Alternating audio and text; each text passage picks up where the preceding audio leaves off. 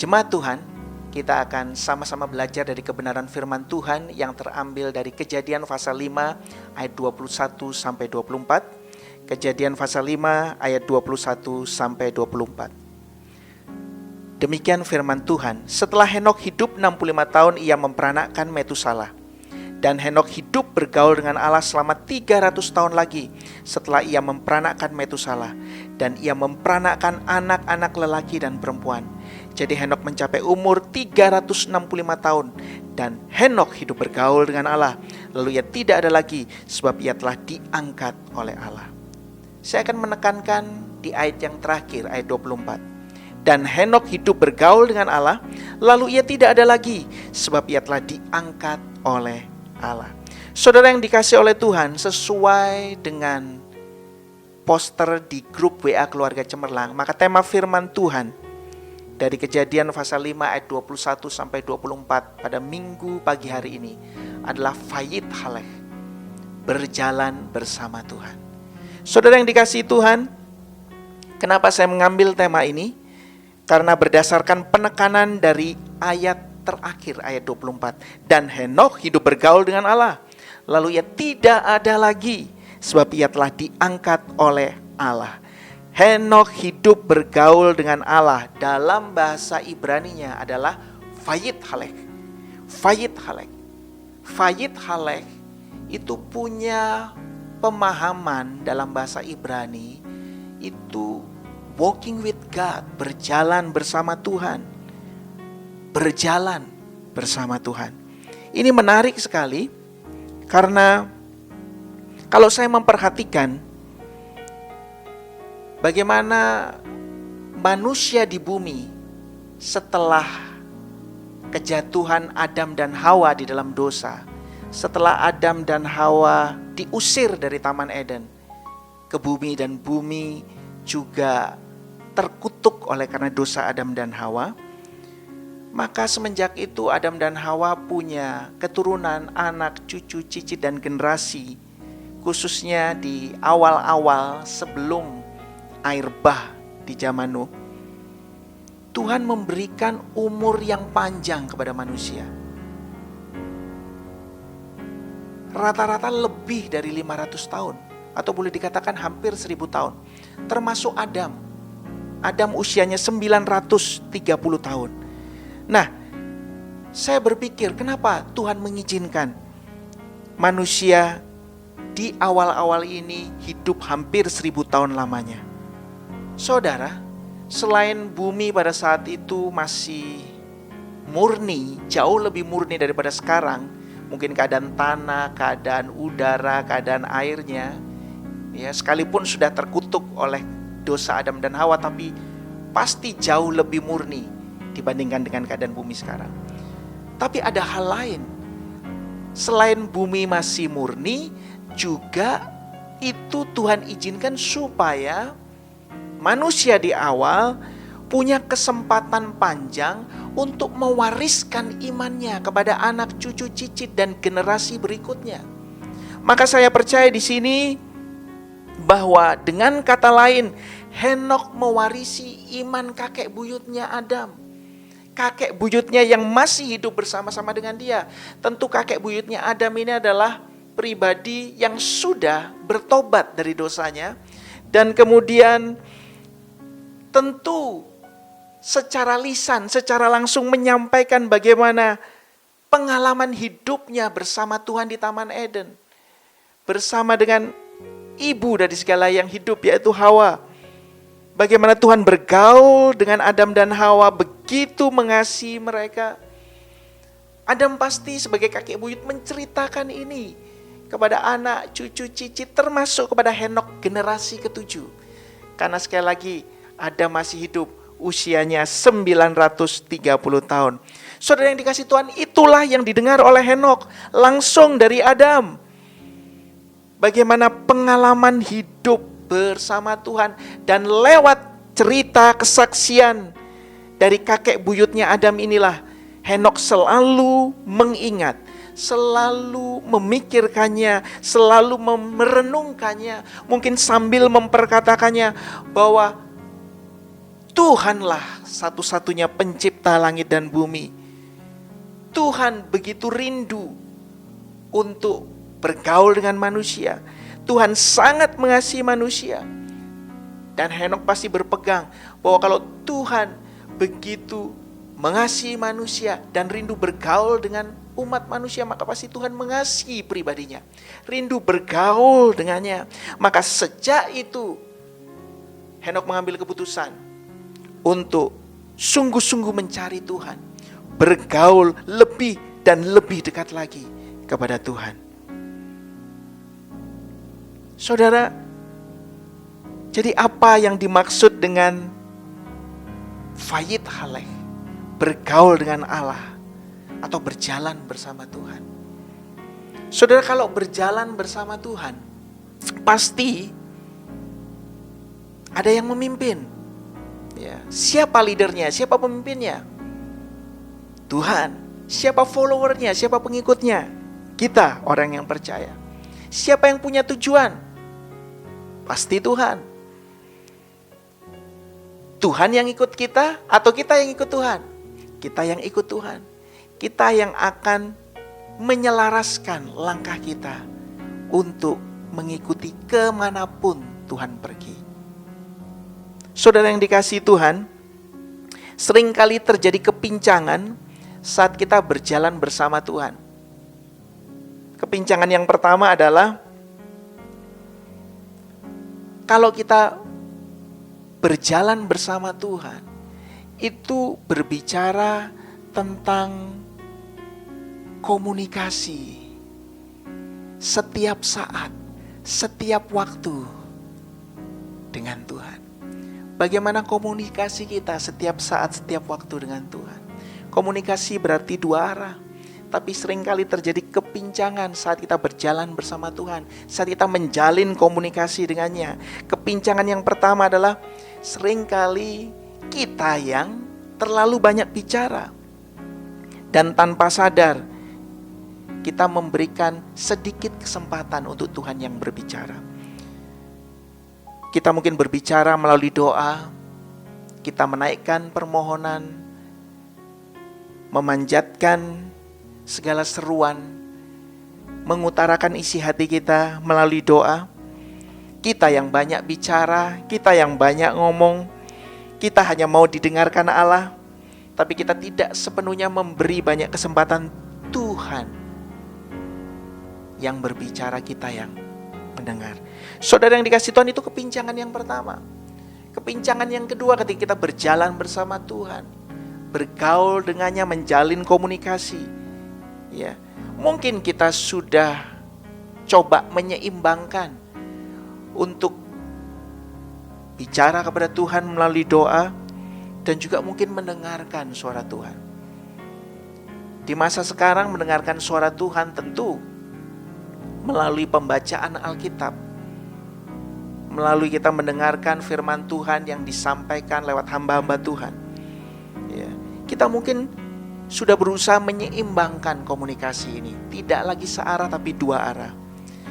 Tetapi persoalannya sering ini hanya terjadi di saat waktu kita berdoa pribadi, di saat-saat teduh kita secara pribadi, mungkin di pagi hari atau mungkin di malam hari, atau bahkan lebih parah lagi, mungkin kita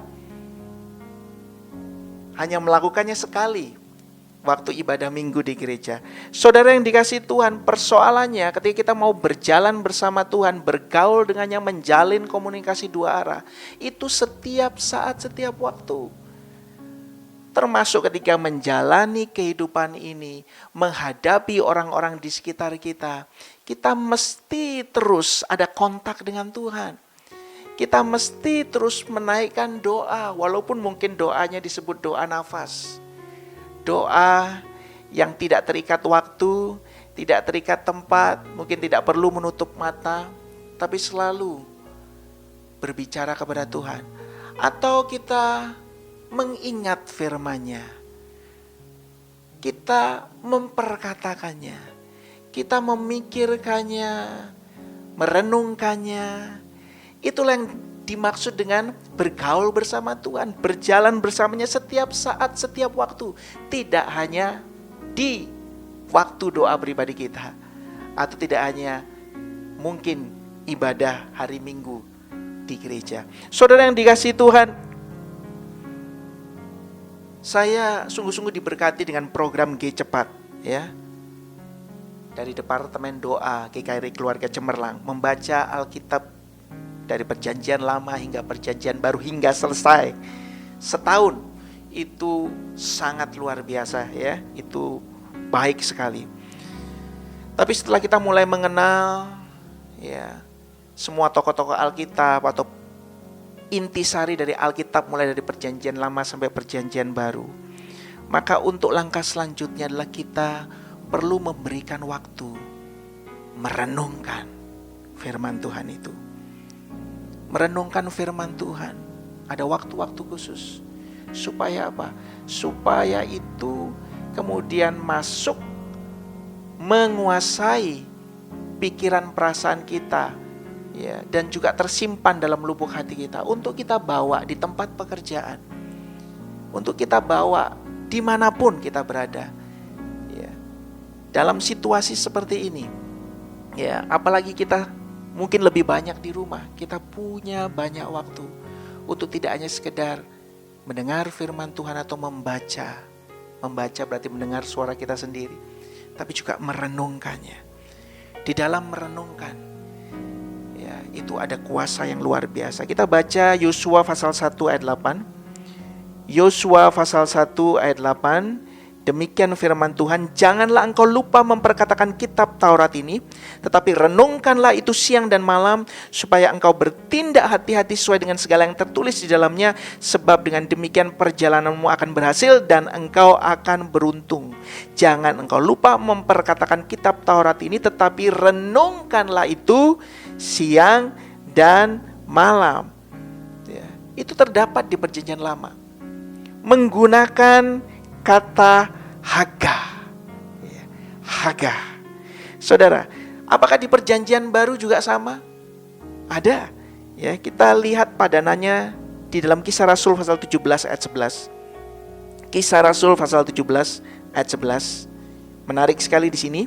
Saya bacakan, orang-orang Yahudi di kota itu lebih baik hatinya daripada orang-orang Yahudi di Tesalonika, karena mereka menerima firman itu dengan segala kerendahan hati, dan setiap hari mereka menyelidiki kitab suci untuk mengetahui apakah semuanya itu benar demikian. Orang-orang Yahudi di Berea lebih baik hatinya daripada orang-orang Yahudi di Tesalonika. Kenapa? Mereka menyelidiki kitab suci untuk mengetahui semuanya apakah benar demikian. Saudara yang dikasihi Tuhan, ini di Perjanjian Baru, ya. Jadi di dalam merenungkan itu ternyata ada unsur mengingat, ada unsur mengucapkan atau memperkatakan, mungkin sambil bergumam. Ada unsur memikirkan dengan hati-hati dan mendalam tentang suatu hal. Dalam hal ini firman Tuhan pastinya yang kita baca atau yang kita dengar. Saudara yang dikasihi Tuhan, ini adalah merenungkan. Merenungkan. Sekali lagi ada unsur mengingat, ada unsur mengucapkan dan memperkatakan sambil bergumam, ada unsur memikirkan dengan hati-hati dan mendalam untuk mendapatkan kebenaran yang pasti, tentunya dengan mengandalkan pertolongan Roh Kudus. Nah, itu yang tadi dalam Yosua pasal 1 ayat 8 menggunakan kata Haga, ya. Haga di sini, ya, merenungkan itu disamakan seperti hewan pemamah biak. Saudara kalau perhatikan, salah satu hewan pemamah biak adalah sapi atau kambing. Sapi atau kambing ketika makan rumput, ya, saudara perhatikan dengan jelas mulutnya pasti, ya, goyang-goyang, mengunyah makanan atau rumput tersebut. Tapi ternyata setelah lama selesai makan, Mungkin dia sambil berbaring, mungkin dia sambil beristirahat, mungkin dia sambil bercengkrama dengan teman-temannya. Dia masih menggoyang-goyangkan mulutnya. Dan ternyata dia masih mengunyah makanan yang sudah lama dia makan. Inilah hewan pemamah biak. Artinya bahwa makanan yang sudah masuk ke dalam perut dikeluarkan lagi ke mulut, dikunyah lagi. Kemudian dimasukkan lagi ke dalam perut, dikunyah lagi. Untuk memastikan bahwa makanan itu atau rumput itu benar-benar bisa berguna bagi tubuhnya. Bisa siap untuk dialirkan ke seluruh tubuhnya. Saudara yang dikasihi Tuhan, ya. Itulah arti daripada merenungkan. Apa dampak dahsyat kita sebagai orang percaya kalau merenungkan firman Kristus? Dampak dahsyatnya apa? Yang pertama, seperti Henokh, kita akan dimampukan oleh Roh Allah untuk menjadi pelaku-pelaku firman. Ya. Bukan cuma sekedar pendengar, kita menjadi pelaku-pelaku firman. Tetapi ingat, pelaku-pelaku firman yang bukan berdasarkan hukum agama, tetapi pelaku firman yang lahir berdasarkan atau menurut hubungan yang karib dengan Roh Kudus, yang karib dengan pribadi Allah itu. Ya, jadi ini otomatis ketika kita membaca firman Tuhan, ketika kita mendengar firman Tuhan, mendengar suara kita sendiri membaca Alkitab, mendengar hamba-hamba Tuhan menyampaikan khotbah, maka kemudian kita mengingat firman itu. Kita mengucapkan dan memperkatakan firman itu setiap saat, setiap waktu, baik dalam doa pribadi, baik di dalam ibadah, maupun dimanapun kita berada. Kemudian kita memikirkan secara hati-hati dan mendalam untuk mendapatkan kebenaran yang pasti, untuk supaya kita tidak disesatkan oleh tipu daya iblis. Maka yang terjadi adalah ketika firman itu betul-betul menguasai kita, kita dimampukan oleh Roh Kudus menjadi pelaku firman. Makanya tadi Yosua 1 ayat 8 dikatakan, ya, Yosua pasal 1 ayat 8, janganlah engkau lupa memperkatakan kitab Taurat ini, tetapi renungkanlah itu siang dan malam, supaya engkau bertindak hati-hati, supaya, agar. Jadi ketika kita memperkatakan firman dan merenungkan firman itu siang dan malam, itu punya dampak apa? Supaya engkau bertindak hati-hati sesuai dengan segala yang tertulis di dalamnya. Itu akan membuat kita bisa menjadi pelaku firman. Natural, alamiah. Ayat 16 sampai 17, demikian firman Tuhan. Sebab aku mempunyai keyakinan yang kokoh dalam Injil. Karena Injil adalah kekuatan Allah yang menyelamatkan setiap orang yang percaya. Pertama-tama orang Yahudi, tetapi juga orang Yunani. Sebab di dalamnya nyata kebenaran Allah yang bertolak dari iman dan memimpin kepada iman. Seperti ada tertulis, orang benar akan hidup oleh iman. Saudara yang dikasihi Tuhan, lewat firman Tuhan ini, bukankah Injil itu dikatakan apa tadi? Kekuatan Allah. Kekuatan Allah. Kekuatan Allah yang bisa memperkuat iman kita. Sekali lagi, iman itu muncul, iman itu timbul dari pendengaran akan firman Kristus. Ya, ketika kita mendengar firman Kristus atau kita membaca Alkitab yang merupakan firman Tuhan ini, dan kita mendengar suara kita membaca Alkitab, maka iman muncul.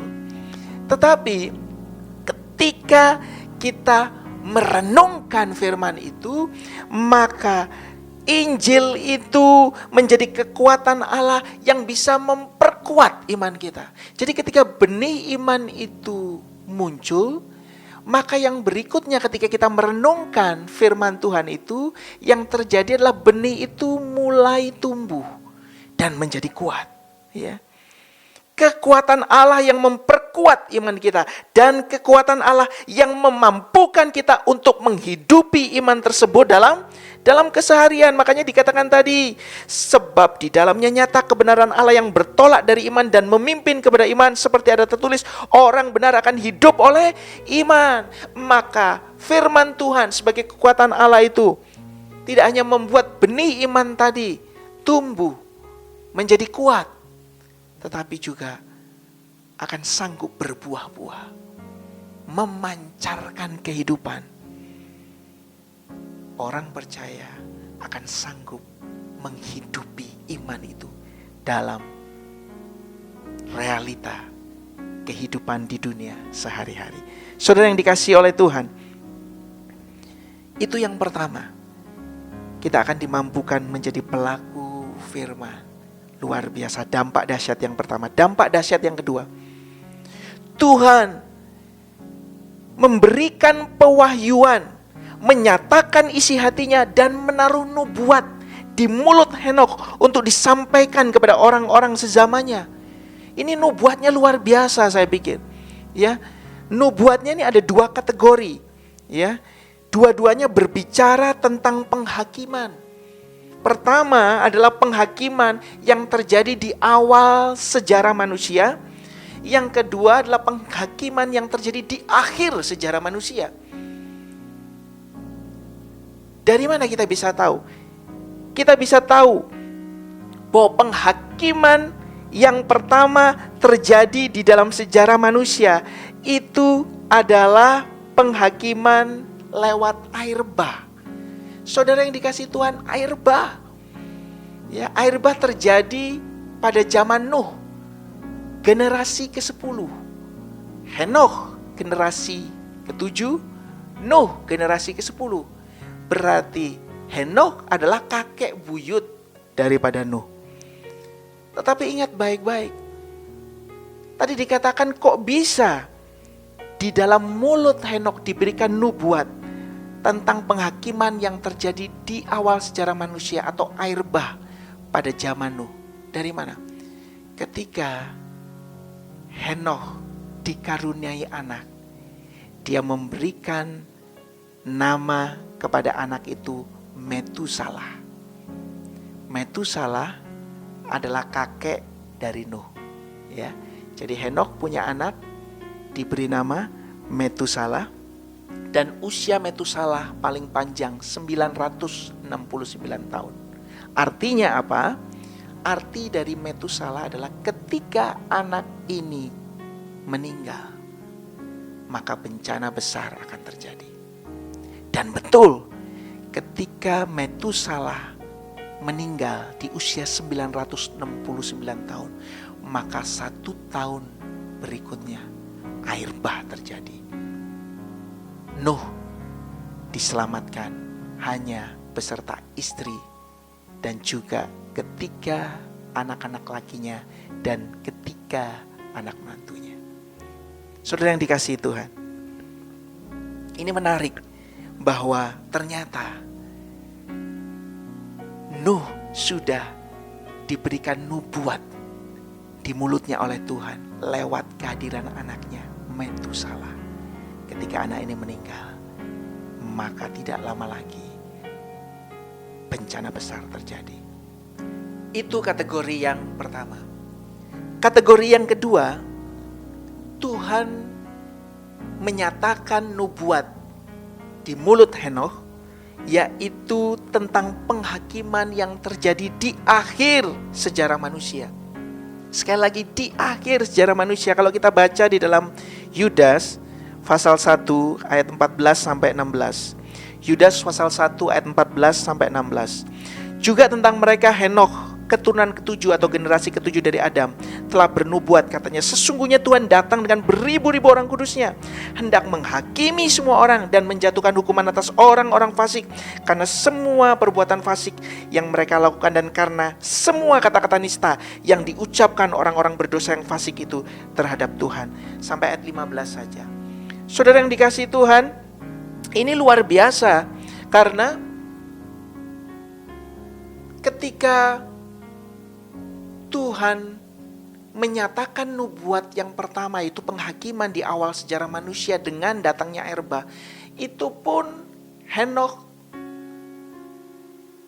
mengingat nubuatan itu dengan memberikan nama kepada anaknya Metusala. Padahal dia nggak tahu itu berapa ratus kemudian ya akan terjadi. Kapan nubuatan yang pertama ini akan terjadi? Lebih-lebih nubuatan yang kedua.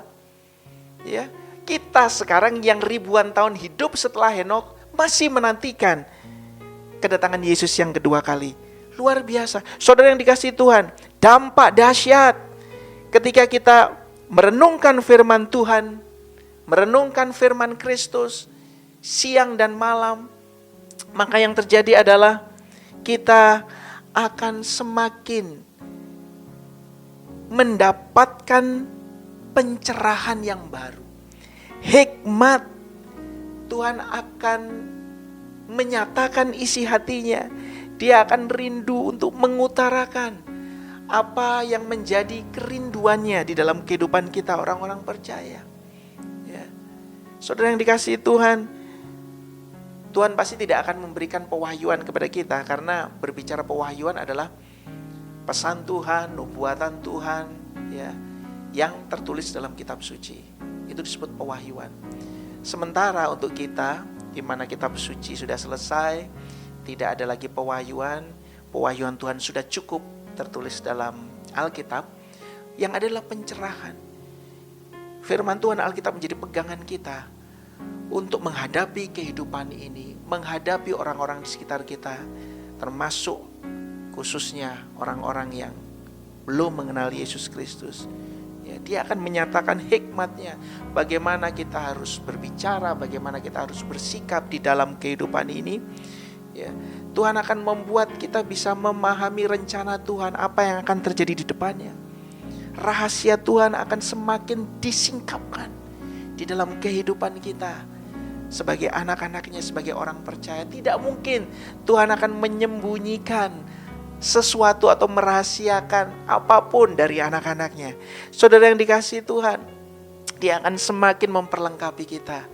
Ya, dia akan semakin menyatakan maksudnya, rencananya, dan isi hatinya lebih lagi ketika kita dikuasai oleh firman-Nya. Ketika kita mengingat firman-Nya, mengucapkan dan memperkatakannya, memikirkannya secara hati-hati dan mendalam, untuk kerinduan kita dipuaskan, mendapatkan kebenaran yang pasti lewat pertolongan Roh Kudus. Wow, ya, itu akan berdampak besar. Dampak dahsyat yang kedua. Dampak dahsyat yang terakhir.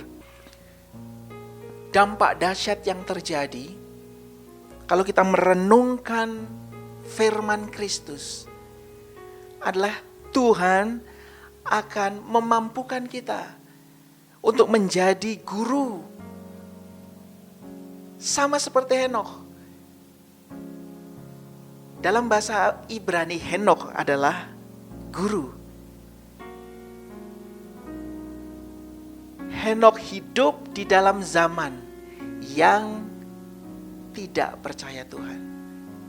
Kalau kita lihat kebenaran firman Tuhan, baik itu di dalam Yudas pasal 1 ayat 14 sampai 16, dan juga kalau kita lihat di dalam Ibrani ya 11 ayat 5 sampai 6, di situ dijelaskan Henokh hidup di zaman orang-orang tidak percaya Tuhan, atau orang-orang mungkin mengakui Tuhan itu ada tapi tidak mau mencari atau mengenal Tuhan dengan baik.